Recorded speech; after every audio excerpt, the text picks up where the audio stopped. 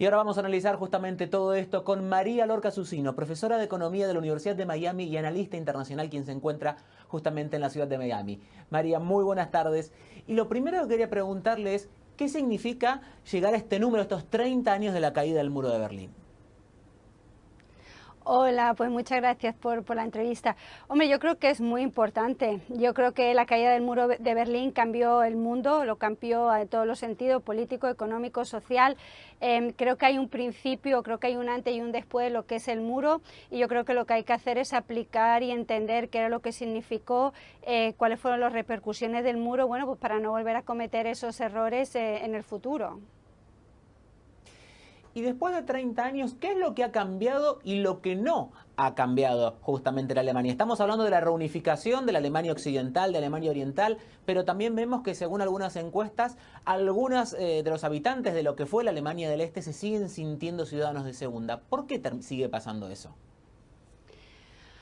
Bueno, yo creo que esto no habría que analizarlo en detalle desde un punto de vista y es que en todos los países, absolutamente todos los países, siempre hay una zona que es, digamos, más industrializada o más desarrollada que otras. Podemos verlo incluso aquí en los Estados Unidos. Sabemos que lo que es la parte norte del país es muchísimo más desarrollada y mucho más industriosa que la parte sur. Hay muchísimas teorías que esto lo dicen. Hay un libro que se llama ¿Por qué las naciones caen?, que escribió Acemoglu, que básicamente explica si son cuestiones de geografía, cuestiones culturales o cuestiones de instituciones, e incluso dentro de la Florida tenemos la zona del norte más desarrollada que la zona del sur. Es decir, esto siempre existe y siempre va a existir.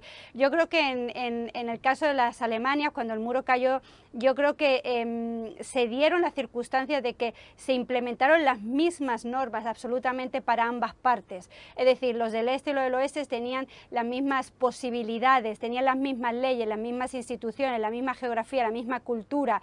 La razón por la que se puedan sentir ciudadanos de segunda o ciudadanos de primera, yo creo que no tiene que ver con el sistema, no tiene que ver con la caída del muro de Berlín, sino, bueno, quizá por razones psicológicas que existen en muchos sitios, pero yo creo que el muro de Berlín, la caída, lo único que ha hecho ha sido mejorar notablemente la calidad de vida de los ciudadanos en ambas partes.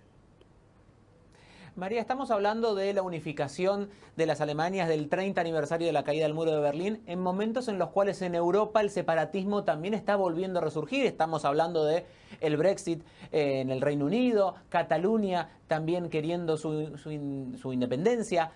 ¿Cómo podemos enfocar este 30 aniversario de la caída del muro de Berlín en el contexto actual de Europa y del mundo, donde muchos países están queriendo separarse en vez de unirse?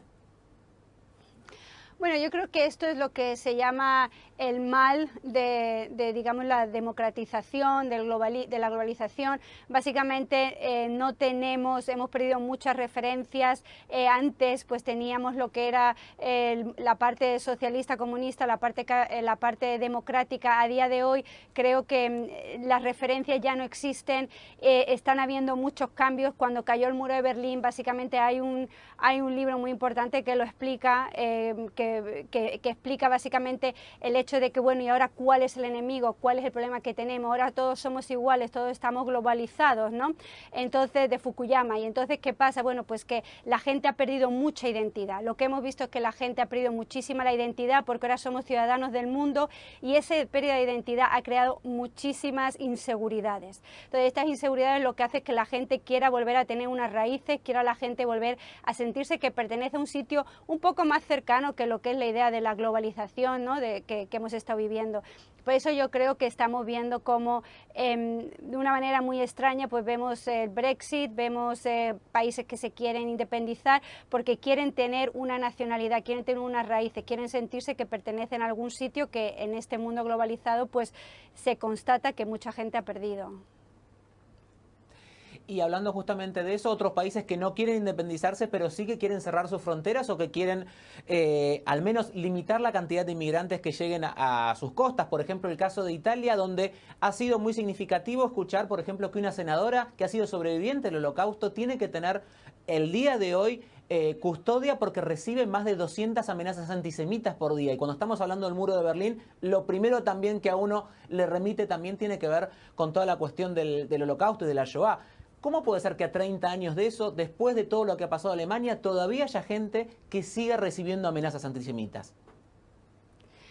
Bueno, yo creo que a día de hoy lo que estamos viendo es que una situación que eran unos temas religiosos que en Europa hace muchísimos años ya se dieron y ya se, digamos, se zanjaron, ¿no?, con las famosas guerras de la religión, pues estamos viendo no solamente las cuestiones antisemitas, sino también cómo los católicos y los cristianos están siendo perseguidos y brutalmente asesinados en muchos países, ¿no? Yo creo que lo que estamos viendo es una intolerancia terrible que surgió, digamos, parece que surgió a la raíz del muro de Berlín, cuando supuestamente todos habíamos ganado las libertades, todos habíamos ganado en derechos, pero también en obligaciones. Yo creo que estamos viendo momentos muy complicados. Hay muchísimas elecciones en Europa, ahora lo estamos empezando a ver con las próximas que hay en España este domingo, y yo creo que el mundo está, digamos, como un poco caminando los pasos hacia atrás, ¿no?